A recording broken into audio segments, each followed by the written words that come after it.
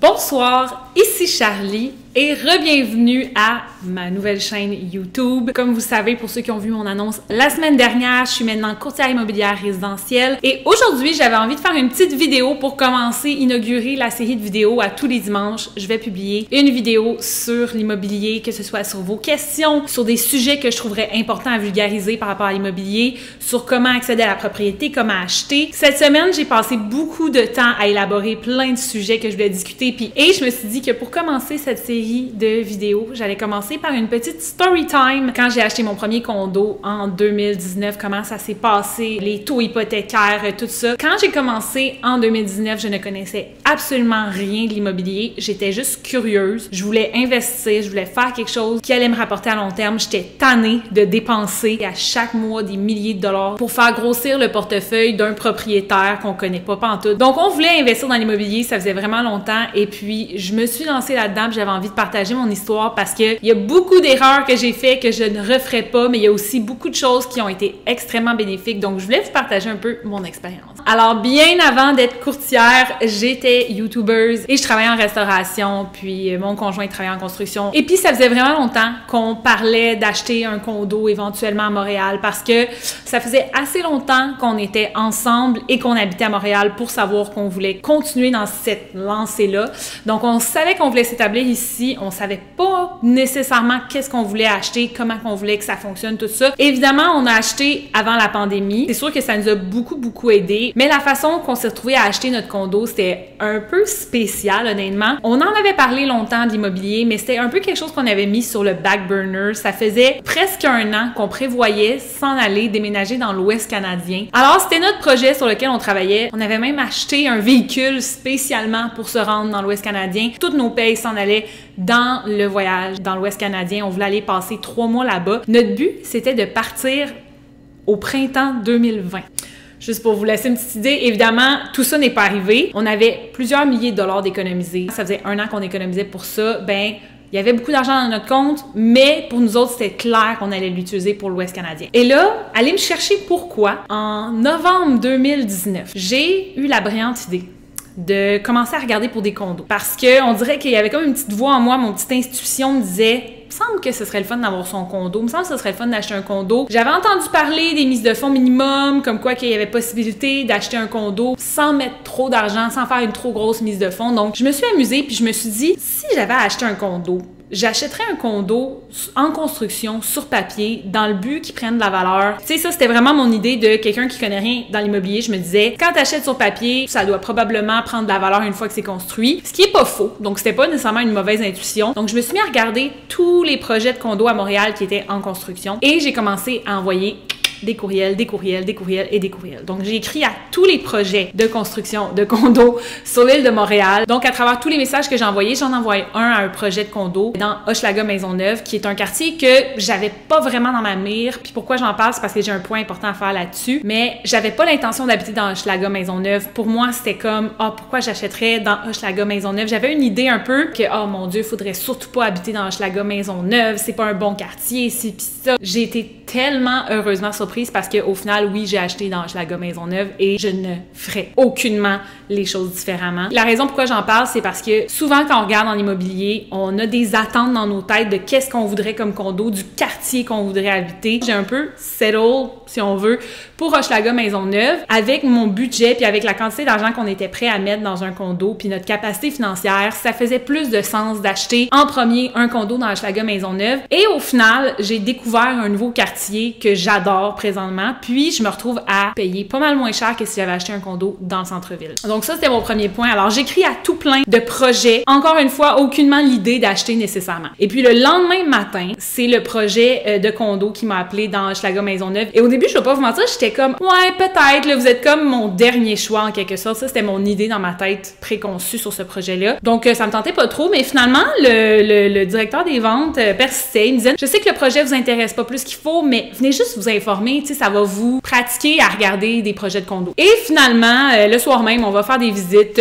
Mon chum comprend rien. Il se demande pourquoi qu'on visite des condos alors qu'on s'en va dans quelques mois dans l'Ouest canadien. Moi, je tombe en amour avec le concept de leur condo sur 2 étages avec la mezzanine. Je me rends compte que finalement, c'est dans notre budget. Le modèle qu'ils nous ont présenté fitait à 100% avec mon condo Drive. La seule chose, c'est que là, j'allais dans un quartier complètement différent de ce que je m'étais imaginé au départ avec mon achat. Et puis, vous savez quoi? Ce jour-là, je suis tombée en amour. Le soir même, j'ai dit on l'achète. À l'époque, tout le monde m'a dit fais pas ça, il faut surtout pas acheter de condo quand on a un coup de cœur, c'est pas la bonne chose à faire. Il faut pas que tu achètes sur le gut feeling, tu sais, il faut vraiment que tu fasses une décision réfléchie, tout ça. Alors là, j'ai pris comme une semaine pour réfléchir, mais honnêtement, moi, mon idée était déjà faite. J'ai eu un coup de cœur, j'ai eu un coup de cœur. Est-ce que c'est la bonne technique? Est-ce que c'est pas la bonne technique? Tu sais, moi, je vais pas vous mentir que pour moi, ça a été une expérience extrêmement positive. Bon, évidemment, quand on achète un condo, quand on achète une maison, il faut garder, en effet, la tête froide. Puis c'est pour ça que des fois, ça peut être bon d'avoir un courtier qui t'aide, qui t'appuie là-dedans, un courtier acheteur qui magasine avec toi les maisons, que lui, il va pouvoir te dire si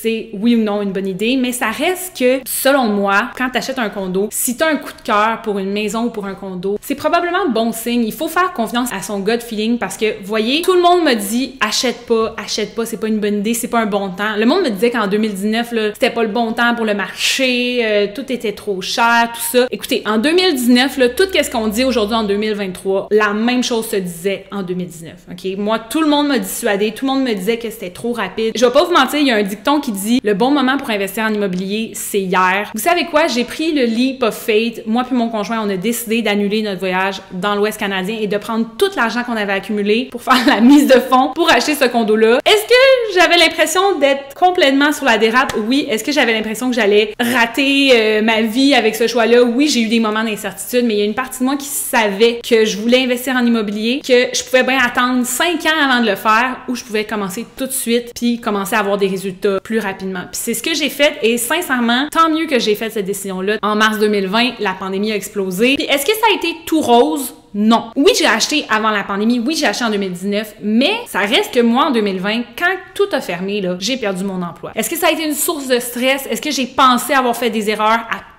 Tellement souvent, je me suis dit « Oh mon Dieu, j'ai fait la pire erreur. » Est-ce que j'ai tout bien fait? Non! J'ai eu plusieurs petits problèmes avec le condo qu'on a dû revoir, tout ça. On n'a pas fait faire une inspection pré-achat. Ça, c'était quelque chose qu'on aurait peut-être dû faire si j'avais eu une courtière aussi. Ça, c'est quelque chose, si j'avais à refaire, sincèrement, en tant qu'acheteur, j'aurais pris un courtier. Quand tu prends un courtier en tant qu'acheteur, ça te coûte rien, techniquement. Le courtier acheteur se fait payer en collaboration à même la rétribution du courtier vendeur. Au final, si j'avais à refaire ce move-là, j'aurais demandé l'aide d'un courtier acheteur. Acheter, peu importe le moment qu'on achète, ça va être quelque chose de quand même stressant. Il y a beaucoup de remises en question, surtout quand c'est l'achat de notre première propriété. Il y a aussi eu tout l'aspect de quand tu achètes sur papier, ça, on te le dit pas, mais t'achètes un modèle très de base. Donc, évidemment, il y a eu beaucoup de frais additionnels que j'étais pas au courant. Les frais de notaire, les taxes de bienvenue, tout ça. Ça, encore une fois, on n'a pas été accompagné par un courtier, puis à l'époque, on connaissait pas ça. Donc, on a trouvé ça un petit peu plus comme difficile. Ça m'amène à mon prochain point. Est-ce que je referais la même chose à 100%? Pas juste parce que le marché a explosé, mais parce que moi, personnellement, j'ai trouvé qu'acheter un condo, ça m'a permis d'économiser comme vous avez jamais imaginé. Est-ce que tout l'argent que j'ai mis dans mes taxes, dans mes paiements hypothécaires, tous les investissements que j'ai faits, aussi les remboursements anticipés que je fais sur mon hypothèque, tout ça, toute cette quantité-là d'argent qu'on met année après année sur notre condo, qui va éventuellement être un retour, tout ça, sincèrement, je sais pas si je l'aurais économisé. Il y a rien qui t'oblige autant à économiser, selon moi, personnellement, mon expérience à moi, que d'acheter un condo. Tu sais, il faut que tu le payes, ton hypothèque, il faut que tu la rembourses, ton hypothèque, il faut que tu les fasses, les paiements. Et oui, ça m'est arrivé plusieurs fois de regarder mes amis qui ont des loyers qui leur coûtent beaucoup moins cher que ce que nous, on paye en hypothèque. Mais à la fin de la journée, je regarde aussi nos paiements hypothécaires baisser de plus en plus, là, surtout qu'on a passé les premières années. Plus qu'on avance dans nos paiements hypothécaires, plus que le capital se fait rembourser, puis moins qu'il y a d'intérêts qui se remboursent. Sincèrement, je regarde ça aller tranquillement pas vite, puis je me dis, waouh, je suis vraiment contente. Dans quelques années, ça va avoir valu la peine, tous les sacrifices, tous les paiements qu'on a eu à faire, toutes les choses qu'on s'est privées, mon conjoint et moi, qu'on aurait voulu faire. Je pense sincèrement que ça peut valoir la peine. Puis il y a cet aspect-là aussi que je remarque, qu'il y a une certaine sécurité avec le fait d'avoir son propre condo. C'est le fun. Il y a personne qui peut me mettre dehors de chez moi. Il y a personne qui peut me dire quelle couleur je dois peindre mes murs. Il y a cet aspect-là que j'adore avec le fait d'être propriétaire, que j'échangerais pas pour rien au monde. Donc ça a été un peu mon expérience par rapport à tout ça. Ensuite, par rapport au prêt hypothécaire, comment ça s'est passé pour nous? Je connaissais tellement pas l'immobilier, le courtage hypothécaire, tout ça. ça que nous, on n'a même pas magasiné notre taux hypothécaire. Encore une fois, si j'avais su... C'est pour ça que je fais cette vidéo-là aussi. C'est peut-être pour parler aux gens qui vont être comme moi, j'étais en 2019, complètement inconscient du fait que tu peux engager quelqu'un pour t'aider dans le processus de ton premier achat de condo et ça peut tellement être bénéfique. On est allé avec la suggestion du projet immobilier. Est-ce que je regrette? Non, pas nécessairement. Ça a bien été. Puis pourquoi ça a bien été? Je vais vous parler ça, petite story time numéro 2. On a acheté dans la période où est-ce que les taux hypothécaires étaient extrêmement bas. Nous autres, on a eu un taux hypothécaire variable à la base de comme 1,30. Et là, on trouvait ça vraiment le fun. Ça nous coûtait pas ben cher d'hypothèque, tout ça. Donc, c'était la première année qu'on a vécu. On l'a vécu avec un taux variable. Et là, moi, je suis arrivée à un moment où est-ce que j'ai commencé à m'intéresser un peu plus à l'immobilier. J'ai vu comment que le marché immobilier a explosé, tout ça. C'est à peu près à ce moment-là que je commençais à m'intéresser un peu plus. Et j'ai commencé à lire un peu plus sur les taux variables. Comme quoi que si le taux directeur monte, tout ça, mon taux va monter aussi. Et peut varier à tous les trimestres de 0,25%, tout ça. Donc, ça peut aller quand même assez rapidement. Et là, je me suis mis à faire des petits calculs par rapport à mon taux, par rapport à qu'est-ce qui risquait d'arriver. Il y avait toute cette discussion-là dans l'air qui commençait par rapport au fait que les taux vont augmenter. Et à cette époque-là, les taux étaient super bas encore. Mais il y avait quand même cette discussion-là du fait que les taux sont trop bas présentement. Et c'est à ce moment-là que j'ai décidé d'aller contacter mon conseiller hypothécaire et je lui ai dit, bon, j'aimerais ça avoir un taux fixe. Il m'a dit que c'était la pire idée. Quand je vous dis aussi, ça c'est un autre point que je veux amener par rapport à ça, peu importe qu'est-ce qu'un expert vous dit, on ne peut pas savoir qu'est-ce qui va arriver dans le marché. Il y a pas si longtemps, je repensais à ça ce matin, j'avais lu un article dans le journal qui citait les plus grands économistes de ce monde et je me rappelle que tous les économistes à l'époque s'entendaient pour dire que les taux hypothécaires allaient recommencer à baisser d'ici l'automne 2023. On est en automne 2023, puis les taux sont stables, mais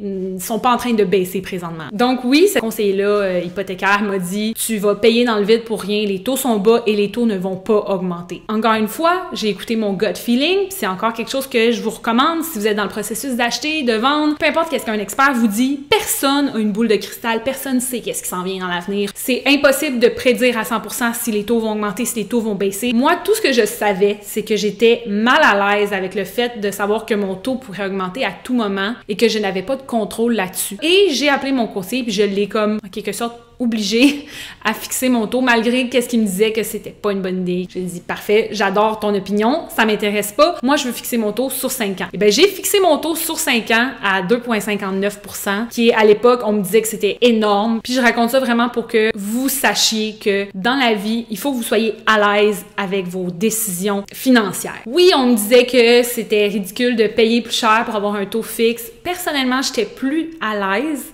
à l'idée de payer un peu plus cher à l'époque, mais m'assurer que mon taux soit safe. Puis ça, c'est quelque chose que je trouve vraiment important aussi en immobilier. Faites des décisions qui sont sécuritaires. Si vous êtes quelqu'un qui veut être sécuritaire, qui veut bien dormir la nuit, pas avoir de stress, faites les décisions en conséquence. Il y a des gens qui adorent le risque, il y a des gens qui vont investir dans des stock markets qui sont super volatiles, tout ça. Il faut être capable de savoir sa capacité à gérer le stress puis à gérer le risque. Moi, j'ai décidé d'aller fixer mon taux. Et est-ce que je regrette? Non, parce que qu'est-ce qui est arrivé? Je l'ai pas prévu, là. Je pouvais pas savoir que les taux allaient augmenter. Les taux auraient pu baisser encore plus ou peu importe qu'est-ce qui serait arrivé. Je suis contente quand même d'avoir fixé mon taux parce que je savais que c'était quelque chose qui me trottait dans la tête puis ça me dérangeait d'avoir un taux variable à cette époque-là. J'ai eu beaucoup de conseils, beaucoup de gens qui ont douté de moi, beaucoup de gens qui ont douté de mes décisions par rapport à mes achats. Il y a eu beaucoup de gens qui nous disaient aussi « Ah, vous avez acheté sur papier, ça va jamais voir le jour, ce projet-là. » Tu sais, j'ai eu tellement de gens qui m'ont partagé d'histoires d'horreur sur l'immobilier.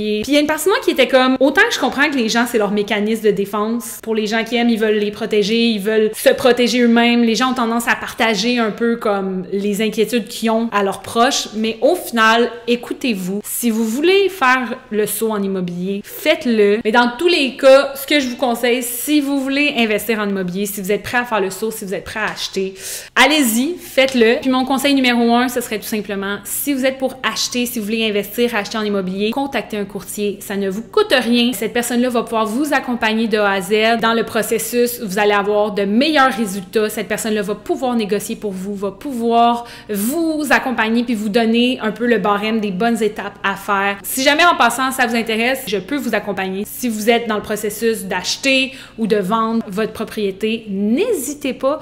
Je mets tout le temps mes informations dans la description ici. Voilà, c'était ma story time de mon premier achat immobilier. Beaucoup d'émotions, décisions, beaucoup de décisions impulsives aussi. Est-ce que toutes mes décisions que j'ai prises dans ce processus d'achat-là ont été parfaites? Non. Mais est-ce que le outcome a été positif à 100%? Est-ce que j'ai des regrets? Aucunement. Donc voilà, c'était tout pour ma petite story time. J'espère que vous avez apprécié, j'espère que ça vous a inspiré. N'oubliez pas de vous abonner à ma chaîne. Je vais avoir plus de contenu la semaine prochaine aussi. Allez me suivre sur Instagram et sur TikTok aussi. Je vais vous partager plein de contenu, plein de petites capsules sur l'immobilier. Merci beaucoup à tout le monde de m'avoir écouté. Et sur ce, je vous souhaite une bonne semaine!